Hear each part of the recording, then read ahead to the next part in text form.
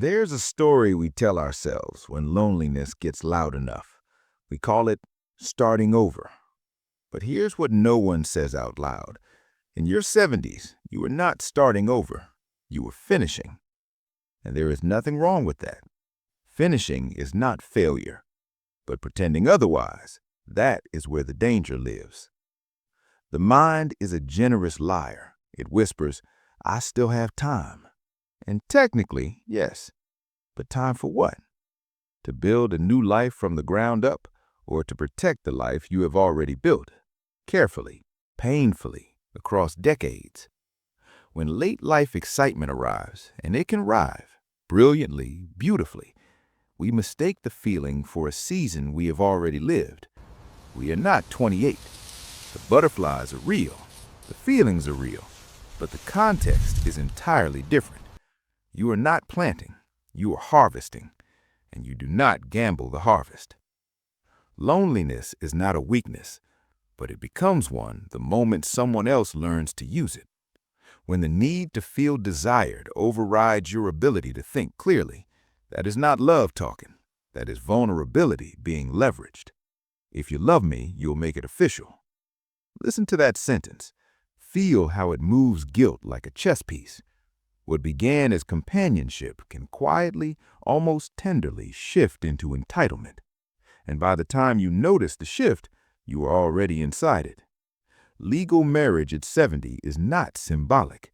It is structural. Property changes hands. Pension rights shift. Medical authority, who makes decisions when you cannot, transfers. Inheritance that took a lifetime to protect can dissolve inside a single document. You do not have time to recover from a bad decision at this stage. This is not pessimism. This is arithmetic. Loss at 70 does not hurt temporarily. It defines the rest of your life. Nobody goes broke all at once. It happens the way most quiet disasters happen. Gradually, then completely. One dinner, one trip, one emergency that somehow became your emergency. And somewhere between the first gesture and the 100th, generosity stopped being a choice and became a performance. There is something deeply human about wanting to appear strong, capable, relevant, not old. At 70, when a woman enters your life and looks at you with admiration, something ancient wakes up inside you, the part of you that provided, that protected, that paid. And so you reach for the bill, not always because you want to, but because you are terrified of what happens if you don't. Trips get planned, gifts get bought, dinners get ordered from the side of the menu you used to reserve for special occasions. You are not spending from abundance. You are spending out of fear. Fear of being seen as diminished, fear of being replaced by someone younger, more solvent, more willing. And nobody around you says a word. The provider identity runs deep in men of a certain generation. It was never just a role, it was the proof of your worth. At 35, that identity made sense. You had decades of earning ahead of you. A mistake could be recovered.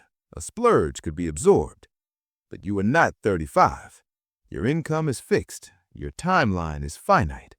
And yet here you are, funding her lifestyle, smoothing over her emergencies, quietly absorbing her children's needs as though they are your obligation, not because anyone forced you, because somewhere along the way, you confused generosity with worthiness. You began to believe that if you stopped providing, she would stop staying. That is not a relationship.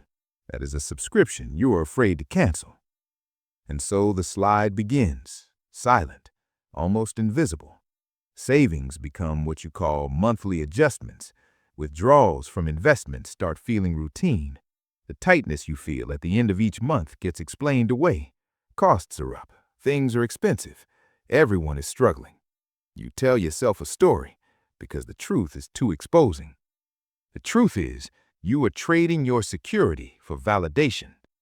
The retirement you spent 40 years building, the buffer between you and genuine hardship, is being quietly converted into proof that you are still a man worth wanting. And the cruelest part, validation is not a savings account. It does not pay for care. It does not cover emergencies. It does not keep the lights on. At 70, poverty is not a temporary setback. It is where you finish. There is an age when you stop being invincible. Not dramatically, not all at once, but in small, undeniable ways. You wake up slower. You recover longer. The emotional storms that once passed through you in an afternoon now linger for days. Your body is honest with you, even when your heart is not. And what your body is telling you, quietly and consistently, is this: you do not have unlimited reserves anymore.